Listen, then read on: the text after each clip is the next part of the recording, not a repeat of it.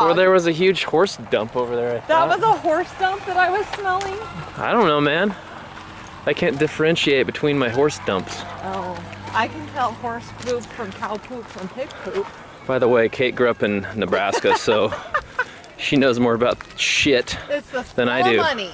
Literally. That's what we say in Nebraska. The smell of money, unless it's dog poop. Then it's not going to get you anything but jack shit. Gross.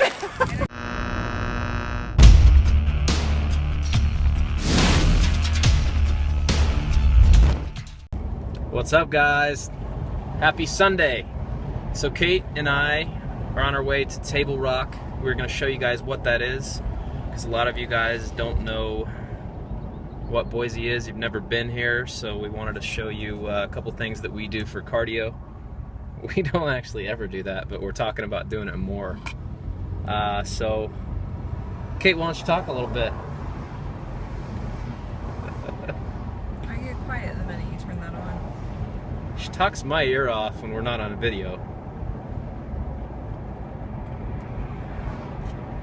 You need to quit just setting it up and putting me on the spot. Just start talking, man. About we can edit what? stuff.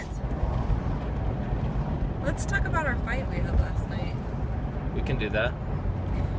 So guys, this is just reality.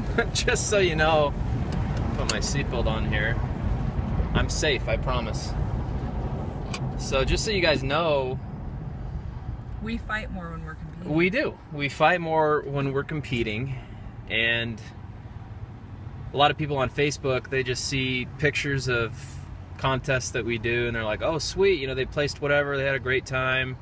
But the reality of it, our friends, our family, we don't see them as much. A lot of competitors have been posting lately on, you know, balancing life and competing, and we try to do that, but as much as we try, the reality of it is, I don't care how long you've competed or how many competitions you've done, it's still really, really hard to balance it. Mm-hmm. We don't. Can you say? Yeah, we don't do the best at it. You get. The thing is, even with if it fits in your macros, we can eat other foods, but you still have to track everything you eat. You still have to be on a diet. You're still restricted, and so it's hard when you're dieting for a show. You start to realize just how much social is around food and drinking, and you know, because we don't drink as much, because we're eating every 3 hours, because we're, you know, you're hungry and you're more particular about your food and making sure that you're getting to eat when you want to eat and eating what you want to eat. We have a tendency to want to be home, you know, instead of doing social things with our friends.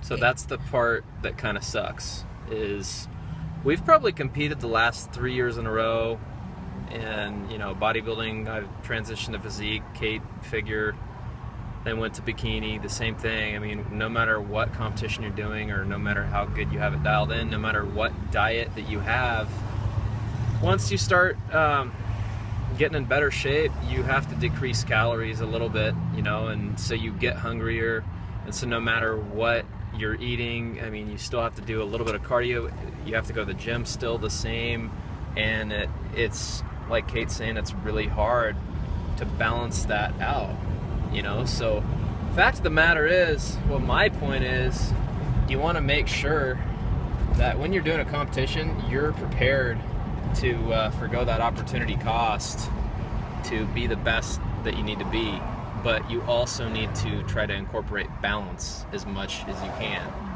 Well, and one thing that we struggle with is, when you're dieting, you want to eat what you want to eat. So we don't share meals. We're usually eating our own food. Families will cook at night and do dinner. So that, by the way, we have an old microwave and an old TV that we tried to take to Goodwill just now, and they're like, nah, we don't take that. We don't want your junk. You guys can get rid of it at a hazardous materials site or something, so we're gonna put it out for the garbage men. See if they'll take it. I'll slip them $50 or something. No, we have those things. We have those little stickers we can put on it. We have a sticker, bro. Anyway, so we don't eat at the same time. We don't eat the same foods. We have our own. We don't work out together. I have my own workouts. He has his own workouts. We do want to try to do more workouts together when we're not competing, but right now we have very specific goals and things we're working on. And so it makes it where we can kind of be butts with each other, because say right now, I mean, we're going to hike Table Rock. We're both always, I would say, obsessing about our next meal time. So yeah, I mean, if you go anywhere, yeah, I'm not done. Go, fine. Let's say he ate at 2, and then we eat 3 hours later, so he wants to eat again at 5. Well, let's say I ate at 4. I don't want to eat again until 7, right? And so we want to go do something together, and it's like, well, I want to go right now because I have these 3 hours in between my next meal, and I'm thinking, well, no, I need to be eating during that time. And just stupid stuff like that you don't think about. I have people ask me all the time, you know, other competitors, is it easier when you're dating someone who's competing versus someone who doesn't? And I would say in a lot of ways it is easier because we understand each other's crazy. But on the other hand, there are other challenges that we're faced with because we are both competing. You know, and there isn't one of us that we'll both end up being crazy at the same time. And as you get close to a show, no matter what kind of diet you're doing, no matter how little cardio you're doing, it's taxing on you, and you do get tired and you get stressed, you know, because you're trying to reach a specific goal. We all get crazy about how we're looking. You'll wake up one day feeling better about your physique than you will another day. And those stressful moments can cause stress on the relationship. So I would say, you know, we all have our challenges, and it's a matter of figuring out how to overcome those. And I guess Nick and I just want to share those with you guys and take you through this journey with us and kind of figure out ways to cope with these things. Is that very counseling-ish? But today's a good little Sunday, though. We might go to Home Depot. Right. I'm foregoing some of my Bed Bath & Beyond. So just so you guys know, too, so I was trying to get Kate ready in my mind, at least from the guy's point of view, and she's cleaning the house. The kids are over at their dad's this weekend, so she's trying to make it look nice when they get home. I'm really nerdy about having the house really clean when they get home on Sundays, and having like a nice dinner or some fun dessert I've baked for them or something when they get home. That's just something that's important to me. Yeah, she loves baking crap, and I have to stare at it every minute. I didn't today, though. I was good. I just got them ice cream with whipping cream topping and cherries. That's awesome. So one thing that Kate and I have talked about doing more of is having one specific day per week that is dedicated to date night, for instance, and maybe a day dedicated to spending time with the kids, because most people, if you're involved in the day-to-day activities, the grind, you go to work, you go work out, you come home. Like Kate works out at 4:30 in the morning. You tell them, what's your schedule? Monday through Friday, right? Mm-hmm. I get up at 4:30. I like to do my pre-workout, and Tyler has me eating before I go to the gym. So I get up at 4:30 and I try to get to the gym by 5:30. And then my goal is to always leave the gym by 7. That doesn't always happen. Depends on, you know, what time I get there. So then I get home, I get the kids up, and I get them ready. Not my oldest. He gets up on his own and goes to the bus stop. But the other two, I get up and I get them ready and get myself ready. And then by 8:30, 8:40, we're leaving the house. I go to work. And then some days I rush home from work and get Peyton to gymnastics, or Joe to football, or pick up Caleb from his football or track or whatever sport they're doing, and cook dinner and homework. And how do you balance that out? Tell these guys how you balance it. I don't always. She doesn't always. That's the truth. That is the truth. I am tired, and then it's hard on us because I'm falling asleep at 9 o'clock. We definitely fight over stuff like that because it's hard. We both work full-time jobs, right? We both are competing in 4, 5, Kate, maybe even 6 shows this year. And, you know, it's really, really taxing to do all that together and find time for fun. Because, yeah, we can go out and you can fit a beer into your diet, but who wants to do that? Everybody's different. The idea is to keep carbs high as you can and still be losing. And you know, we had to take mine that low. I started out higher, and we had to keep dropping to get me where I need to be. I've got stubborn legs. Well, just so you guys know too, Kate's what, 3 weeks? We're both 3 weeks out from the NPC Idaho Muscle Classic, and so yeah, if you get closer to your show, you're gonna be dropping calories for sure. Yeah, well, and you know, it does. It depends on the individual person. I'm older. I'm 35 years old. I've had 3 kids. I probably, you know, don't have the metabolism that someone who's 22 has.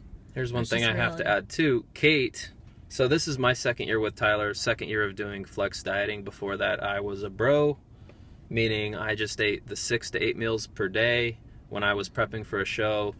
You know, there was a lot of food restrictions. I couldn't eat what I wanted. Spaced exactly 2.5 hours apart, doing cardio every time or every day, 2 times a day sometimes. And so what I brought this up for is this year, as opposed to last year, I am eating more food. I'm eating higher carbohydrate intake because in my off season I was working closely with Tyler as well, and I was eating a more consistent amount of food every day. I would still log my food every day, even in December when I'm going out to family dinners. You know, I'm not weighing every single thing, but about 95% of it I was, and everything's going on my FitPal. So my point is, the more consistent you are in the off season with your intake, with your calories, the more food you'll end up eating by the time contest comes around, and you'll still be losing. You'll be really, really lean, just like you always need to be to be show ready. But you're eating more food, and who doesn't want to eat more food? So I bring this up because this is Kate's first year training with Tyler, which has been awesome, has it not? Mm-hmm. It's been awesome, because last year I was eating certain things and Kate's like, what the hell? He was laying in bed eating Heath candy bars. Last year, Nick was eating Heath candy bars in bed. Yep. Peak week for Junior Nationals. Excuse me, it's Junior USA's peak week. I was eating Heath candy bars with Arctic Zero ice cream. And this year, shout out to all my Muddy Buddy bros. That shit is really addicting. It's bad. It's really bad. So we can't have them in the house. Matter of fact, there's some in the back right here because I made Nick put them in his 4Runner so I'd stay out of them. I had to, jeez. Yeah. When Kate is stressed at all. The cake ones. Yeah, that's the best. The birthday cake. Coleslaw, just so you know, man, that's the best. I disagree with you on all the other flavors. Cake batter. It's cake batter, isn't that what it's called? It's well, no, I think it's birthday cake. Birthday Even cake. My kids, they love them. God, that shit is amazing. Mm-hmm. I would make out with it. I'm not even gonna lie. Is that weird? I don't think so. So anyways, guys, we are here at Table Rock, and I'll kind of show you what that we'll show you what that looks like. We're out. Let's say we're what, third of the way?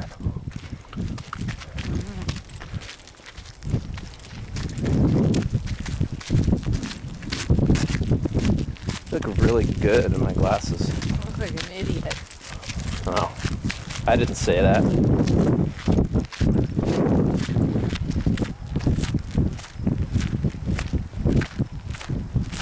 Check out the ankle veins. Let's see. Oh yeah, ankle veins.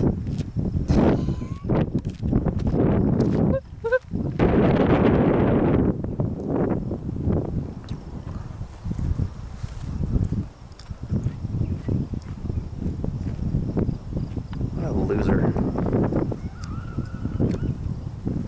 And we didn't even get halfway.